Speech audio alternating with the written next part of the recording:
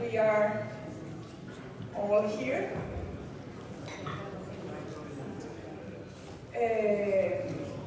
During this little break, I had a conversation here with colleagues about what we call the people we serve.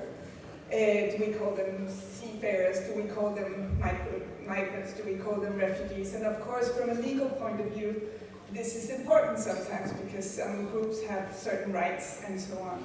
But I think that is the beauty of working within church, is that the dignity of the human person, that dignity that comes from being created in the image of God, means that we can deal with the human person, whether and serve the human person, whether it's a migrant, a seafarer, or something else. Anyway, we are now moving to something completely different. We have a panel of CEOs. We have Stuart River, who's the Chief Executive Officer at the Merchant Navy Welfare Board. We have Simon Grainge, who's the Chief Executive Officer at ISWAN, and Lady Deborah, or as she's actually called, Deborah Layde, the Chief Executive Officer of the Seafarers charity. I was asked to say that we did also invite the ITF Seafarers Trust, but that they couldn't make it. So we'll start with Stuart, who has grown up in the Salvation Army. He's practically Salvation Army royalty, I would say. He joined the Merchant Navy Welfare Board in December 2021 and is a highly experienced, successful and well-regarded business leader with experience in multinational businesses and international charities. He's had a career at Ericsson, rising from support center manager to global commercial director, and then he came back to his Salvation Army roots and trained there in church and in community leadership. He was previously the Chief Executive of Sailors Society, where he delivered a strong program of activities around the world, supporting the welfare of seafarers and their families. Prior to joining the board as Chief Executive, Stuart previously supported MNWB as a consultant, with a focus on technology projects that support the establishment of welfare boards under the auspices of ILO Maritime Labour Convention from 2006. I'm just gonna, because time is, as you may have noticed, is running. We're gonna spend 1 hour on this session as well. Father Bruno moved lunch, so we're not actually behind time. Anyway, Stuart, please, will you come speak?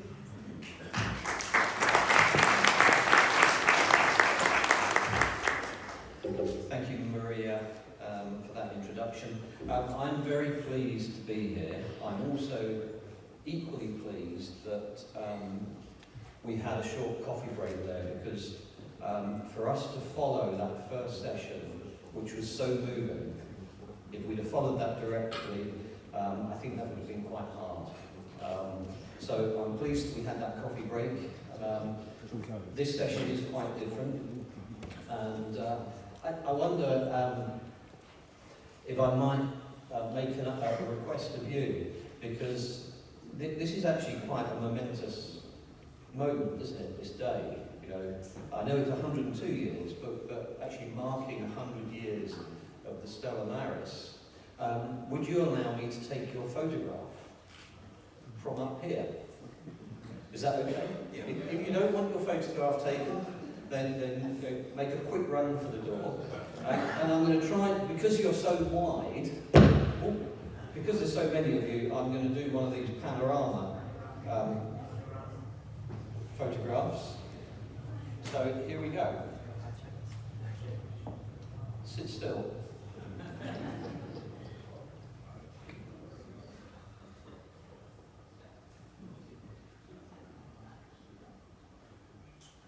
There we go. Thank you very much.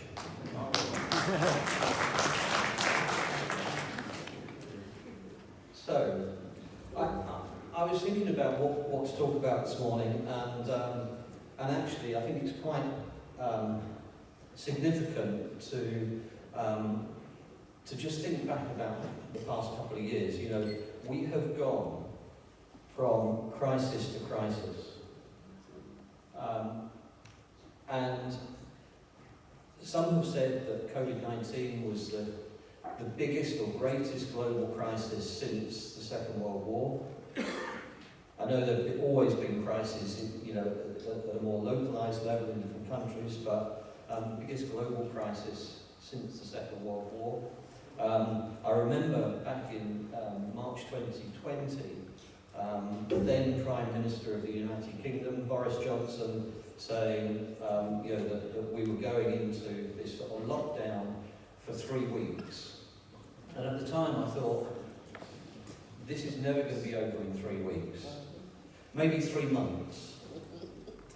And of course we've learned over the last couple of years that Boris has a bit of a problem with telling the truth anyway. But as it turned out, it was a significant period of time dealing with the COVID pandemic.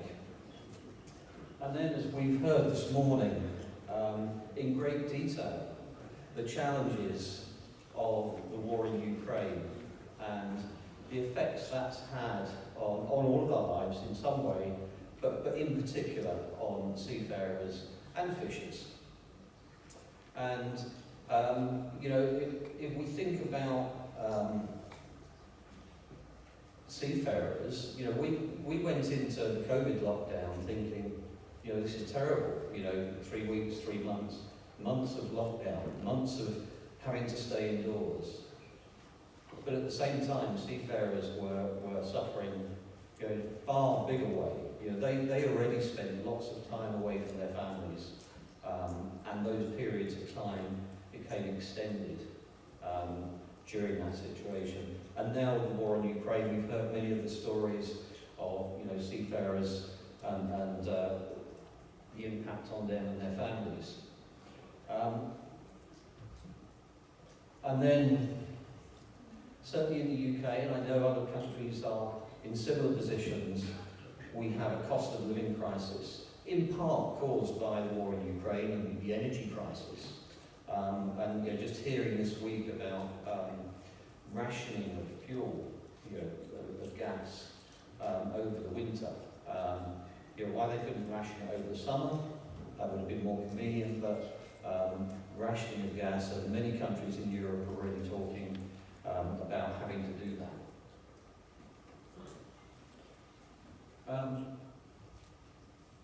But there are some lessons to be learned from these crises that we've been dealing with back to back. And the first one that I'm just going to mention for a moment is that very quickly we realised that we could work remotely or virtually and still be quite effective. We've still managed to help seafarers, we've still managed to support their families, we've still managed to support each other during these crises. And if you think about it, if the pandemic, for example, had happened 10 years ago, would we have been able to cope? Would we have had the technology available to us? It would have been far more immature in its development and far more costly. And so actually there's a timing thing there. I want to say very clearly that I'm not an evolutionist. However, there is a very poignant quote from Charles Darwin that says it's not the strongest of the species that survive, nor the most intelligent, but those that are most adaptable to change. And I think it's credit to everyone here how you adapted during these crises. The maritime welfare organisations that we engage with have all managed to adapt and change and to do it pretty rapidly. And that is credit to everyone.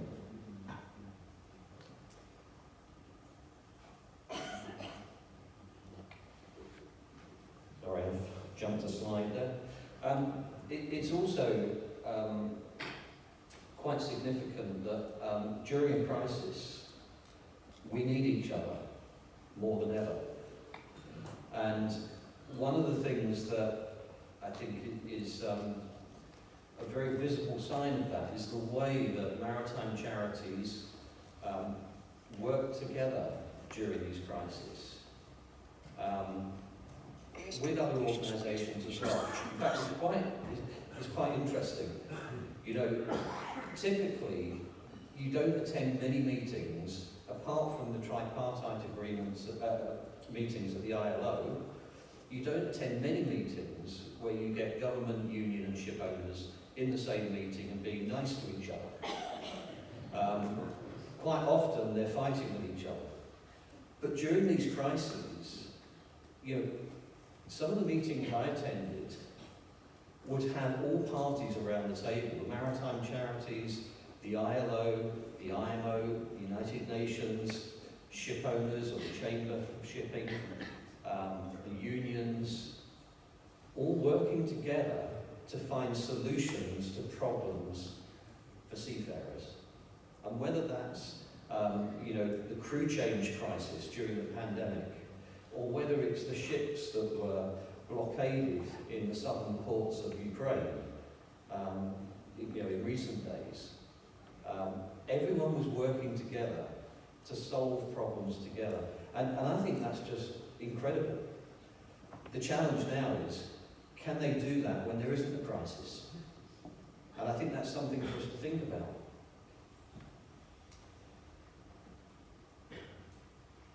Seafarers and fishers are more resilient than we think. And I think they've proved that. They go above and beyond. You know, they're dealing with situations that we can't imagine. And yet they carry on tirelessly doing their jobs. Whether they're, you know, they're 2 months, 3 months, 4 months over their contract, they continue doing that. And but we can't take advantage of them. And I think we need to highlight that to the ship owners, to governments. You know, they're human beings at the end of the day. And they deserve to be treated as human beings. Just a week or so ago, I was with a cruise ship captain. And they told me that during the pandemic, their ship was at anchorage off the coast of Bermuda. Now you might say, you know, 3 months in Bermuda is not a bad gig. But the company they worked for gave orders to the officers on board this ship that all seafarers had to be locked in passenger cabins and for fear of infection. And they weren't allowed out of these cabins, and that the officers had to police this situation and make sure that no one came out of their cabin. 3 months. I mean, that's like prison.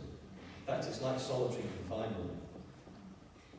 These are human beings, and I think we need to shine a light on some of these practices that are happening in the sector. You know, we know it's a tough sector, but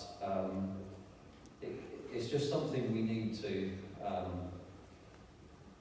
take a bit of responsibility for. So, what does this mean for Merchant Navy Welfare Board? Amongst other things, we are a funder.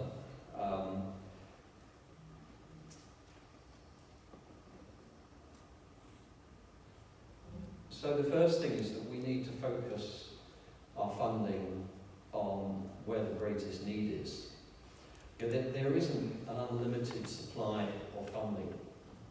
So we need to prioritise and target our funding.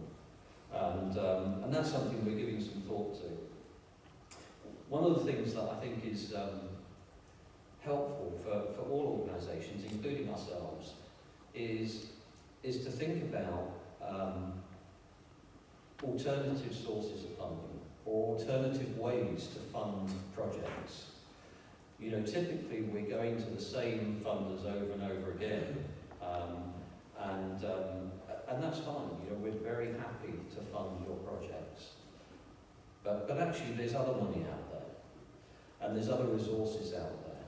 And just a couple of examples. So about 6 months ago, beginning of this year, so slightly longer, I approached the UK government and asked them for some funding for a particular project. And there was silence from them. I heard nothing for about 5 weeks. And I'd asked them for £140,000 a year for the next 3 years. And I was sort of thinking maybe I've asked for too much, or maybe I've asked the wrong person, and you know, and didn't even get an acknowledgement for 5 weeks. And then got an email through saying, we would like to give you £3 million. And I was shocked. And the reason they wanted to give us £3 million because they felt that we were a trusted organisation. We were the National Seafarers Welfare Board for the UK and its territories. And they wanted to put some investment into the welfare of seafarers and fishers. As it turned out, we had to turn down some of the money because it didn't fit with our charitable purposes. But nevertheless, we received a £2.1 million grant in the end for the current year. Another example of new sources of funding. When the Ukraine crisis started to unfold, we decided initially to start funding SIM cards for the welfare charities. So they could come to us and say, you know, we want 250 SIM cards, and we would make a small grant to them to cover the cost of that. And that happened that went on for a few weeks or so. And that was something we did in partnership with Trinity House, which is another charity here in the UK. And then, thanks to a tip-off by one of the chaplains working up in Aberdeen, I made contact with Vodafone. And they had a scheme where you could ask them for SIM cards. And people were typically asking them for 100 or 200 SIM cards for charitable purposes. So I wrote to them and asked for 8,000 SIM cards. Because sometimes you take the view that if you don't ask, you don't get. So I asked for 8,000 SIM cards, and after a few days they came back and said yes. I explained what they were for, and these were for Ukrainian seafarers visiting UK ports. They said yes to that. Just a few weeks ago we went back and asked for another 5,000, and they said yes again. So, sometimes the non-traditional sources of funding, because actually the value of 13,000 SIM cards with free text and calls and 20 gig of data a month, the value of those over a 6-month period is £120. So 13,000 SIM cards is worth £1.5 million. And we haven't had to put our hand in our pocket once for that. So we just need to think outside of the box. And then just a couple of other small things, well, small-ish things. Moving forward, in terms of priorities, we need to be better at communication.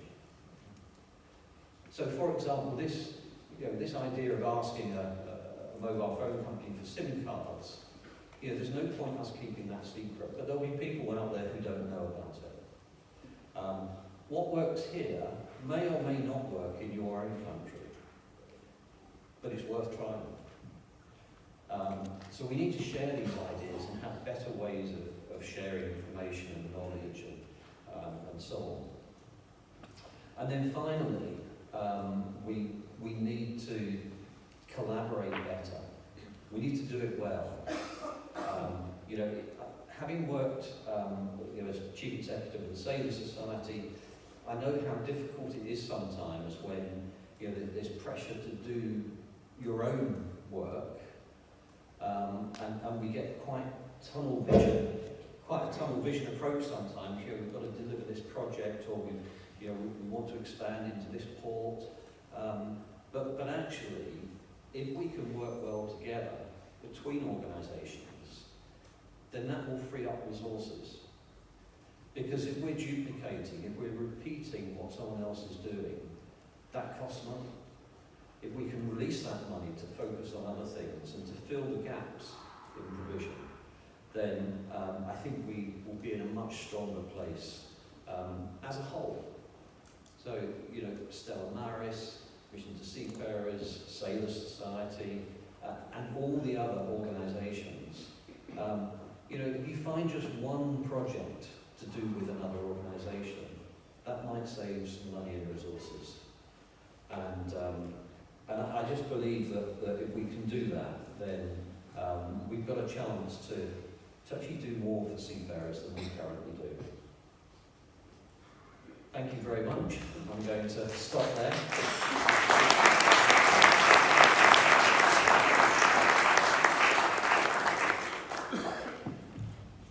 Thank you very much, Stuart. I thought that was brilliant how you started. Your first point was we need each other more than ever during a crisis, and your last point was we need to work together. And it's so simple and so true, so thank you very much. Now I am very happy to introduce to you Simon Grainge. Simon was appointed the Chief Executive of the International Seafarers Welfare Assistance Network, ISWAN, in June 2021. In 2001, after 20 years in the UK police service, Simon moved into the charity sector and has gained substantial experience leading organisations working in the homeless and poverty reduction sectors. Simon also worked for INGOs in the disability sector, leading programs in Nepal and Pakistan. So welcome, Simon. The floor is yours.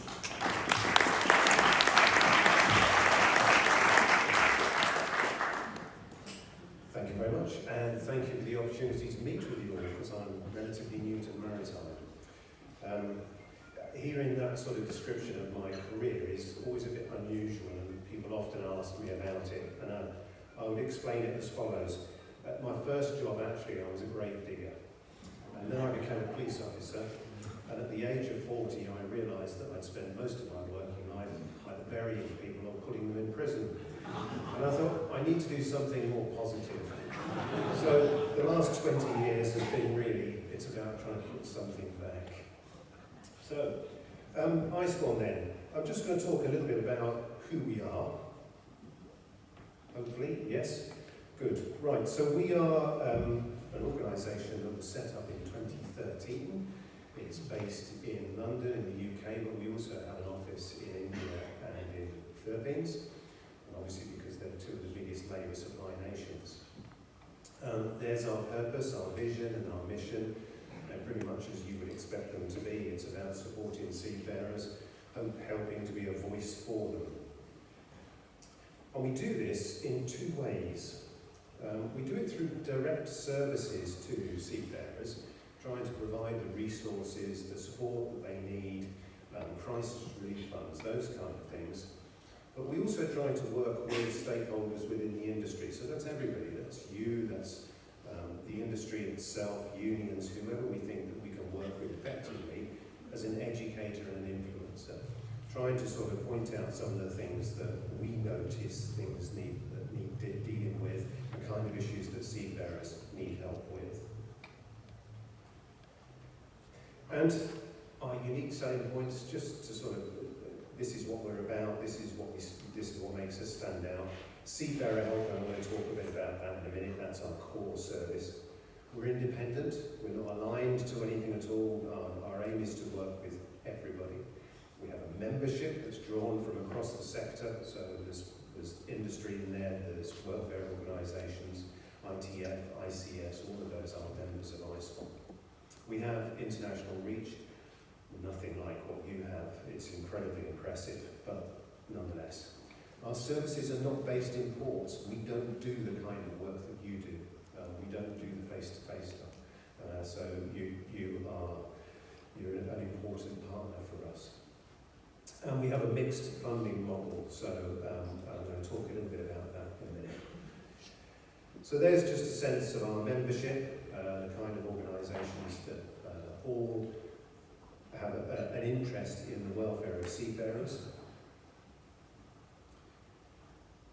And now Seafarer Help, the service that hopefully most of you will have heard of. It's a 24/7 helpline. It's operating every day of the year. It's multilingual. We have people who can speak in about 12 different languages to seafarers. It's multi-channel, so you can call us on the phone, you can do it via SMS, live chat, WhatsApp, Facebook, all of the different channels are available. It's confidential, of course, that's really important to seafarers, as you will know. It's available for seafarers and their family members. It's completely free, and it is for seafarers wherever they are in the world. In addition to that, we actually have an additional helpline that we've created, which is Yacht Crew Help, which is specifically for those who work on super yachts, because it was recognised that they have specific needs. And that's only been going for 18 months, and has proved to be very successful. But we also operate under the Seafarer Assistance Badge, a series of helplines for shipping companies, P&I clubs, unions, and that is paid for. They pay us for that service. And we also offer a counselling service as well. So that's just to give you some idea of the scale of it. That's the number of calls that we've had. That's in 2021. You can see the types of query that people have had. The fact that only 12% now of people actually use the phone to contact us. They use Facebook live chats, what people much prefer to do. We also do publications from time to time on issues that affect seafarers' health. And then we have some other services. We have emergency funds. So there is one in particular which is called the Seafarers Emergency Fund. It's been going for a number of years. ISWAN some years ago was asked by some funders and said, can you operate a fund which will enable seafarers who get into a crisis that they can't get out of, there's nowhere else that they can turn, where we can provide money for them. So we administer that fund on behalf of those funders. And it can be up to $500. 5,000, yes. Yes, you're right. Thank you very much indeed. So you do know about it, and I'm very impressed actually. Thank you, that's brilliant. Yes. We also work, we run campaigns where we pick up on issues that we think are particularly necessary, where we need to do something. We will advocate on behalf of individuals where we can.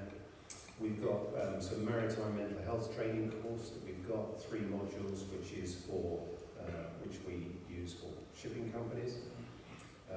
We're moving more into projects and policy and research as we go on.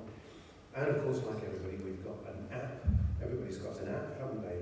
And you can get access to all of the resources that ISWAN has on there.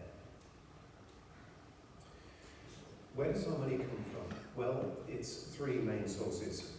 We look for grants and donations to cover our core costs and also the costs of projects. And we go to the traditional big maritime funders, the Seafarers Charity, TK Foundation, Traffic Bureau, those that are all very familiar to us. And that is the bulk of our funding. That's the same as most of us, I guess.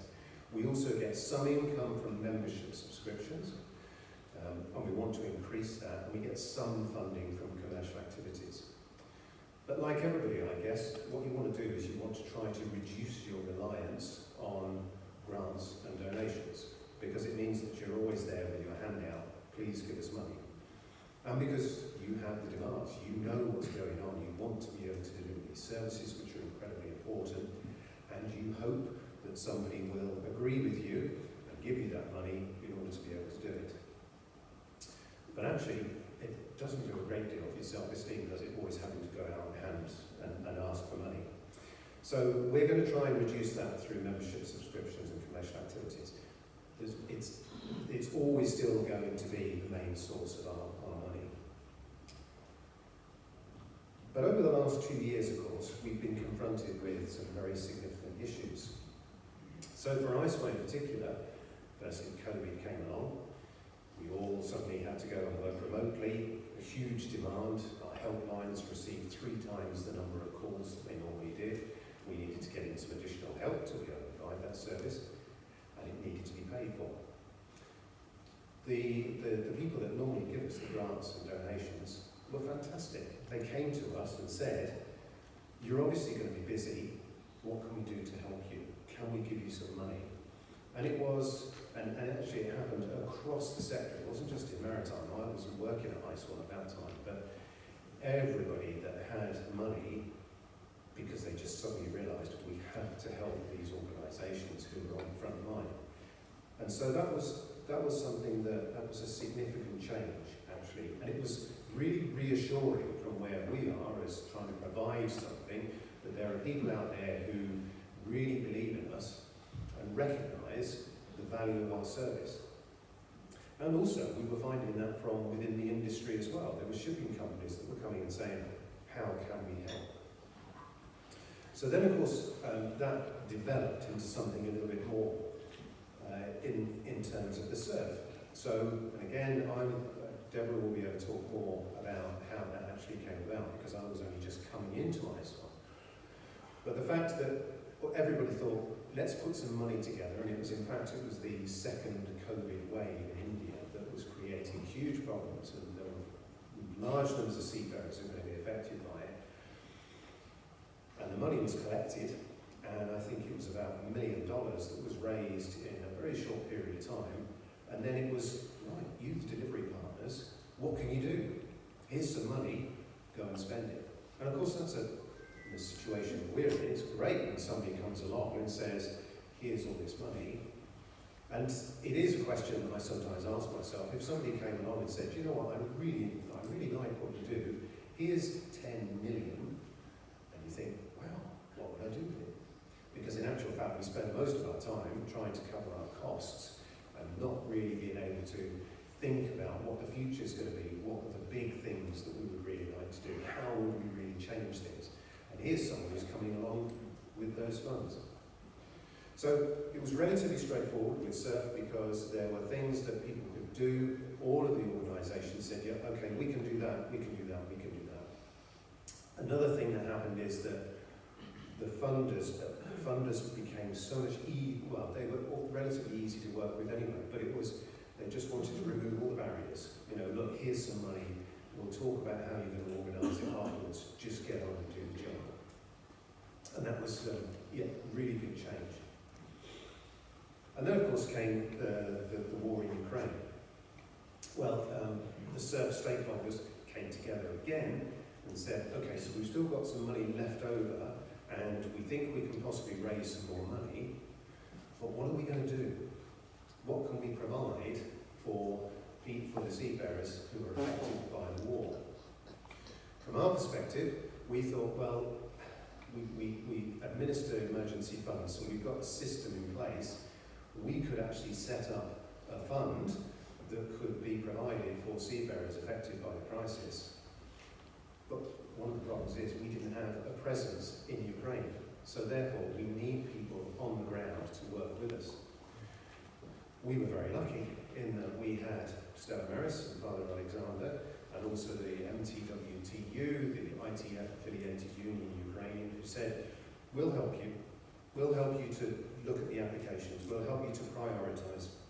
We're the people who are actually being confronted with these things. So from our perspective, we had to, right, okay, so we're suddenly going to set up this fund. We've got to make sure it works. Will money be able to go into people's bank accounts? What about our governance? We've got to make sure that we're able to account for everything, all the money that we get. But we did it. We set it up, we put it online, made it a really simple process. We tried to relax things as much as we could. And as a consequence, I think it's about over 500 grants were given out. And, you know, the job was done. The money has run out, so now we've had to close the fund. But it was it was also quite a big lesson for us. And then, I suppose, overall, looking at it, what have we learned in terms of funding and the way that we work with the people who were prepared to give us money? We're stronger together, that's for sure. I think when there is better coordination, better collaboration, we are going to be able to do much more effectively. Partnership is essential. It's no good charging off on your own and going and doing something, and then halfway through it find out that actually somebody else is doing something just the same, and so you're duplicating.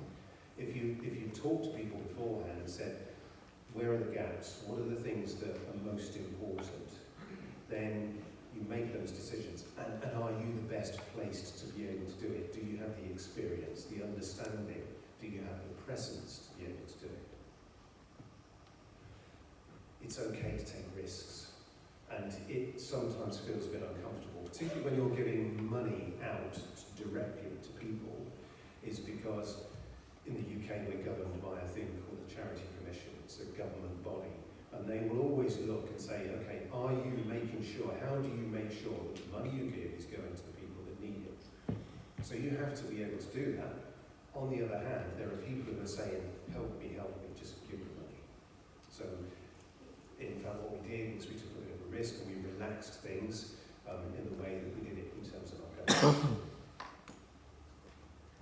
It's also important, can you manage the expectations that are out there, and can you deliver? Because there will always be huge need, but you've got to be honest with yourself about, can we do this? Do we have the capacity? Are we going to make a mistake? And then just be honest. If you can't do something, you have to say, I'd love to be able to do it, but I just don't have the capacity to do it. And that's quite difficult, because you think, well, will that mean that actually funders will turn away from us because they came and offered us money to do something and we didn't do it? But I think it's better to just be honest and say, look, no, we can't do that, but we could do something else, and perhaps you'd like to talk to us about that. And of course, that's always the magical thing that you're looking for, is when what the funder wants to do and what you want to do are the same. When they're aligned, then it's great. But of course, sometimes that takes a lot of negotiation to get to that point. And lastly, I would say, we can't go backwards now. I think we do have to think about where we're going to go in the future, how we're going to organise these things, how we will work together, how the funders can most effectively provide us with what we need, how can we make sure that we satisfy the funders that we're doing the right things. And it certainly doesn't feel like it, but I would urge everybody, let's not go backwards. Let's think about, okay, so what is this new future going to be? So that's me. Thank you.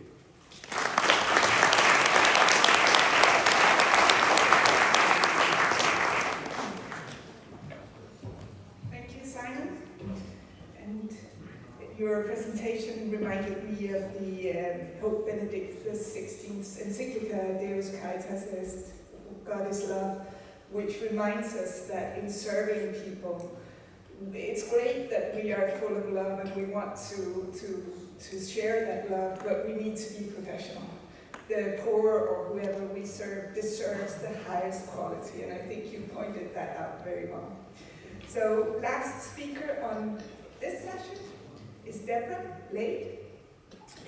She was appointed the role of Chief Executive in July 2022 after successfully leading the Seafarers charity's grant-making program for 9 years. Deborah has a very personal commitment to supporting and improving the welfare of seafarers arising from growing up near Newlands fishing community. I think that's in Cornwall, Newland? Yeah. And her father's Royal Navy career. She describes herself as passionate about seafarers and about equity, diversity, and inclusion at sea and on land. I I think I'm going to stop at that. I could say a lot more nice words about you, but we are running behind on time. So just to let you know where we are in this, Deborah is the last speaker on this panel. Then we'll have a quick Q&A, and then we'll have coffee. So Deborah, please.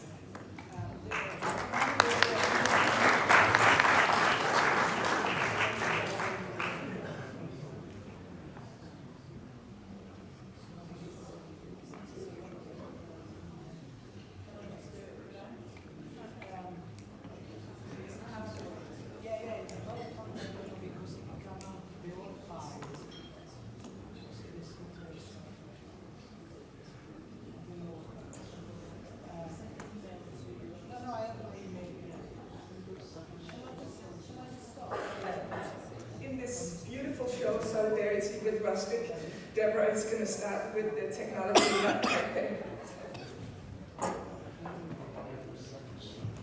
Okay, firstly, just to say happy birthday to you all, and what an amazing organisation you are, and I'm so privileged to have been invited here to speak to you. And I feel quite nervous because not only are you doing amazing things in your day-to-day life, but you're from around the world, speaking multiple languages. I speak only one and a little bit of French. And yeah, so just huge thanks for having us all here to talk about this. Yes, so I wanted to tell you a little bit about who we are first, if you don't mind. I think the reason that you will maybe have your listening ears on is we have a large grants budget, and we do international funding, so that might help you in your listening. So just in terms of who we were, or who we are, we're just 3 years older than you. We were founded in 1917, and actually we were founded by a group of 3 merchant navy captains who happened to be friends with our king at the time, King George V. And actually George V gave a donation, a founding donation of around £5,000 at the time. I don't know what that would be worth now, but obviously a fairly large donation at the time. And the idea was that King George had served in the First World War and had realised how important it was, not just about the Royal Navy, but also about the Merchant Navy and the fishers. And he wanted everyone at sea to be supported. And I love Stella Maris's logo, which is the people of the sea. So I think if King George had been less formal, he probably would have said the people of the sea. So I love that. So we were King George's Fund for Sailors for many, many years. Then some bright-eyed fundraising director at some stage decided to change us to Seafarers UK. And that's fine, but that didn't really say what we did because it just limited us to the UK. We can do Commonwealth, we can do international, although for a number of years we have mainly focused on UK-based charities who work overseas. In 2017, we looked at our strategy and we realised that the majority of our strategy, probably about 80%, the majority of our funding, probably about 80%, was going to the Royal Navy. So we absolutely looked at that and said, the Royal Navy have a huge amount of funds elsewhere, so we're going to switch that completely and actually focus all our funds on fishers and merchant navy. So I am speaking without slides, so you're just going to have to bear with me, so sorry about this. So who we are, for those of you who don't know of us, we are a grant funder and we're all about seafarers. It's quite simple. My predecessor, Catherine, who was the first female chief executive of our organisation, she worked with us and it was an amazing experience in terms of just really all of us together. We created our strategy, our vision, our values and our mission. I wasn't going to read all of this to you because it was going to be on the screen behind me. But I think you can go onto our website and look at the background behind our strategy. But basically, we fund worldwide according to need. And in terms of worldwide funding, what we tend to do, because we can't fund everyone for everything all of the time, we really don't have those sorts of funds. What we tend to do is look at the application, look at the need of the application, and also look of the need of a country. So if a country has a higher GDP, for example, i.e. it's a richer country, we'll probably put it further down the list. But if there's a country that has more need of finances and less support in that country, we'll tend to put that further up the list. So our vision is quite simple. It's a world where seafarers and their families are valued and free of need and disadvantage. And our mission is to tackle the disadvantages of seafaring life by leading collaboration, funding and advocacy to improve seafarers' lives. And our grants to maritime charities and organisations that support people at sea or who have worked at sea and their families. And how do we do this? What we're really trying to look at now is prevention of need in the first place. Where can we work with you to prevent that need? If we might have to do something innovative, or as Simon said, take a risk, that's what we're looking to do. Looking to work in different ways to try and sort out and prevent risk for seafarers. We're trying to find long-term solutions to eradicate the need. We understand through work that we've done in the last few years that actually advocacy and collaboration is absolutely vital to this. And this is what you all have in this room. And working with Stella Maris UK or working with Stella Maris team in London, we've seen how, for example, they work with you in other countries, helping on your governance or advising, sharing best practice where you're good at something and they're good at something. You're sharing ideas to improve what you do, because essentially we're all looking after the seafarers.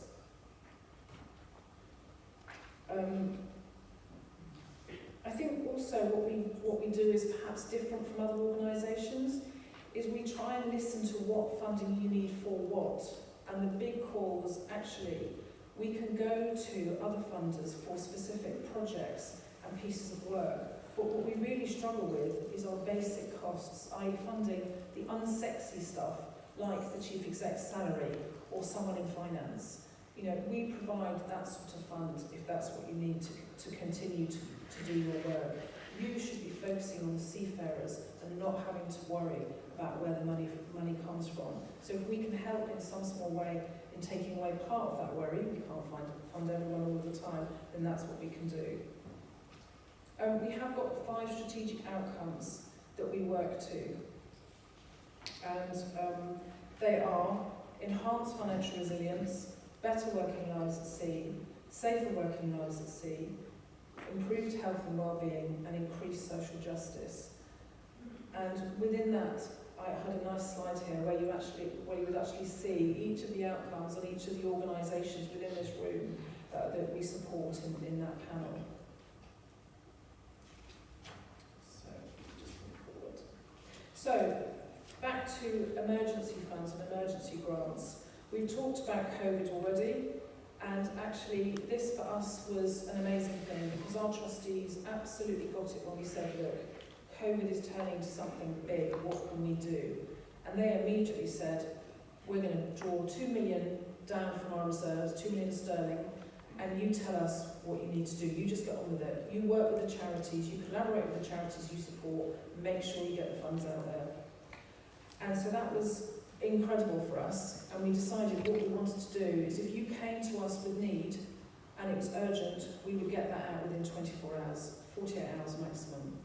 And so, given that normally you'd put a grant in on day 1 and maybe 4 months later you might hear from us, this is a very different way of working. So we wanted to be responsive.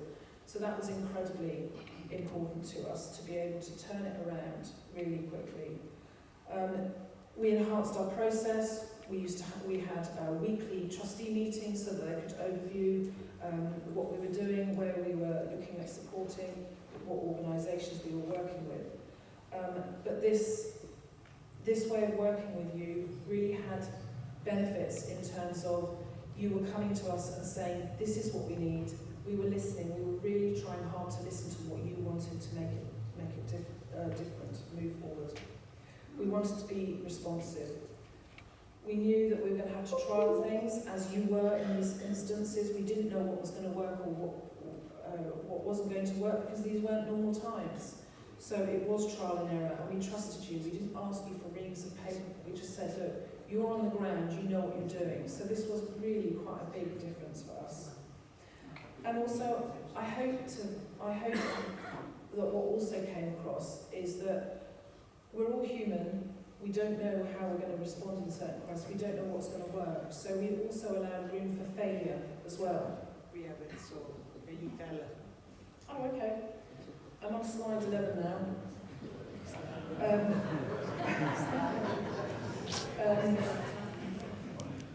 So if you could, room to fail. So in terms of people would phone us and say, what do you think? We're thinking about doing this food service, and we've got a local chef, and we've got a whole load of volunteers, and we're just going to produce food for the elderly nearby. We were like, go for it, it sounds really good. You know, it was really nice that they called. You know, that was absolutely room to fail though. But you know, the idea was that we could be there, we could be listening, so that if there was that failure, you wouldn't feel like it had failed. It was just a new learning, and you could move on to the next part. I think this was only possible, this way of working was only possible because we have a lot of good relationships with those we fund. So I do think we already had a knowledge of each other, albeit that was perhaps more formal. But this was now about changing the relationships so that we could have conversations for possibilities. We could look in different ways. Next slide, please. So after COVID, sorry, I missed the main bit about. Oh no, this is sorry. So after COVID, where as Simon said, we focused on India, and we set up the Seafarers International Relief Fund. When I say we set up, I mean really we. It was actually suggested by a member of the International Chamber of Shipping, who then the International Chamber of Shipping contacted us and a plethora of charities based in the UK and more widely, and basically said the International Chamber of Shipping are recognising that the COVID crisis in India is particularly bad. And I don't know whether you recall at that stage there were no vaccinations, and of course there are a huge amount of Indian seafarers. So the idea was to help those in India, help those seafarers in India to really to survive, to work together. And what happened during that time was quite amazing in terms of setting up the working groups that we set up as part of our governance structure for Seafarers International Relief Fund. Seeing the working group, you know, Stella Maris was saying, oh, what we really want to do here is we want to get these care packages out. Sailor Society was saying, oh, well, we're doing that, and we're also including, you know, paracetamols and this and that. Stella Maris, they wanted to do oxygenators because that was a real issue at the time.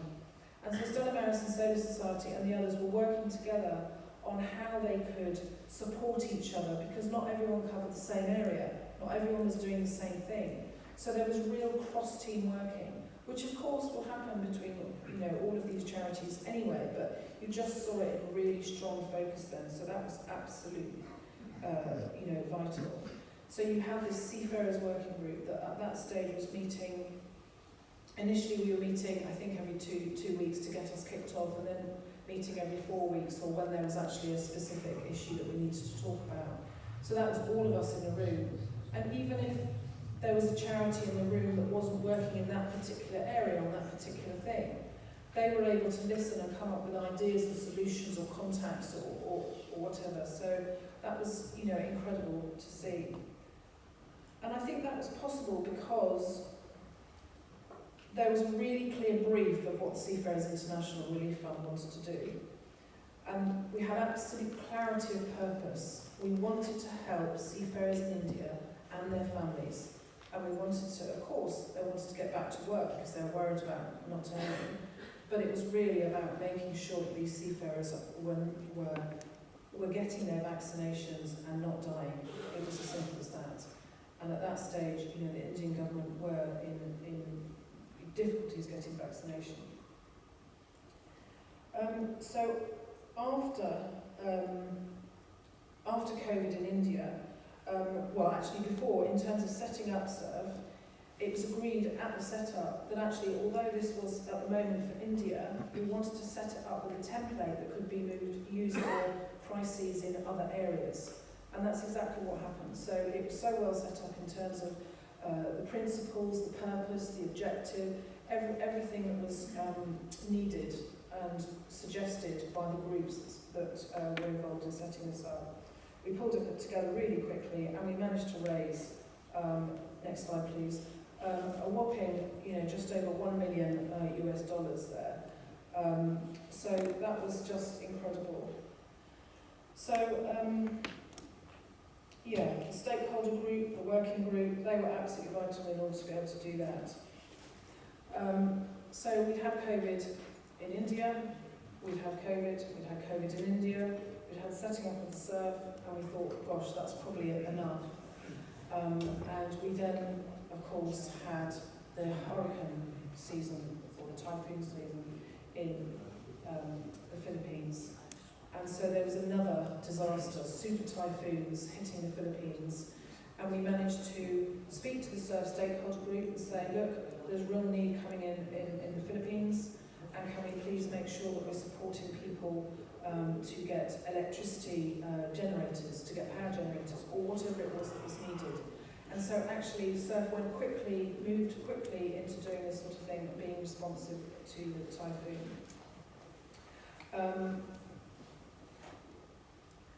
And then after the typhoon, of course, there was Ukraine. And I think Simon said a lot about how we worked in Ukraine, so I won't talk about that. But it was just, again, it was huge. It was getting everyone together and getting the funds out as quickly as we can. Next slide, please.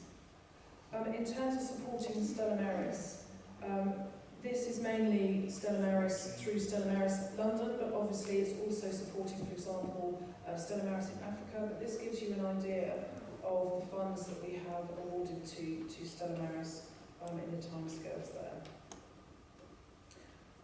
And if you can go to the next slide, please. And effectively, you are all in the front line of crisis. And you can see the breakdown there of what was emergency funds, what was our main grant funds, i.e. your core costs, what was Seafarers International Relief Funds, and what was strategic grants as well. So in terms of lessons, we've had pandemics, we've had typhoons, we've had Ukraine, and these sorts of things have actually changed the relationships and priorities, I think, between funds and delivery partners. I think what we do is we now presuppose and trust and are positive and agree what we're doing all together, and people come up with ideas and phone us or suggest things or call meetings or vice versa. And so before it was quite, 3 times a year we had a grant fund. That's how it worked. We had an emergency fund, and I can sign off up to 50k in an emergency, but that was just, it wasn't the same sort of emergencies that we'd had over and over again over the last 3 years. I think SURF helped us to balance our skills and abilities and recognise all our skills across the different organisations. I think we're also very clear that we're not frontline. We're very reliant on you, all of you in this room, to tell us what is needed, why, where, when and how.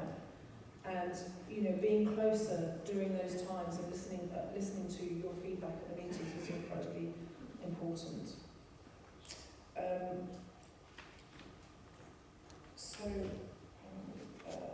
In terms of, I can talk to you about how we set up, but I think I've really mentioned enough now. Just a little bit, one more slide actually. In terms of funding, you can see there slightly better than the other slide. But I think for me, what's really important what has come out, lessons learned, is trust, openness, being responsive, having a level playing field. Just because we're funders and we happen to have money doesn't mean we don't need to be put on a pedestal. In fact, we're way underneath you. Money equals power is not true here, because you've got the knowledge, you've got the seafarers in your hand, you've got the answers, you're doing the support, you're doing the amazing work out there. The power is that you have the difference to change their lives. You could misspend that money, but generally you don't, and we trust that you will. There's respect, there's flexibility, there's good communication, and you understand also, and particularly through the Seafarers International Relief Fund, that we needed to hear your stories, we needed your statistics, we needed your pictures, and we needed those in order to raise funds to support you. So it was cyclical. What went around came around. It was all about making sure that the seafarer was put first. So I think that's the end for me. And just again, thank you to everyone in this room for everything you've done. And over to any questions. Or is there a few more slides?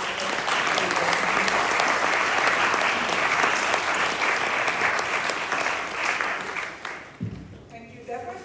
I think it's the Navy SEALs who has the motto of improvise, adapt, and overcome. And I think you did that very well, struggling with technology, but and also in your work. So please, can I ask the three panelists to come up here for questions and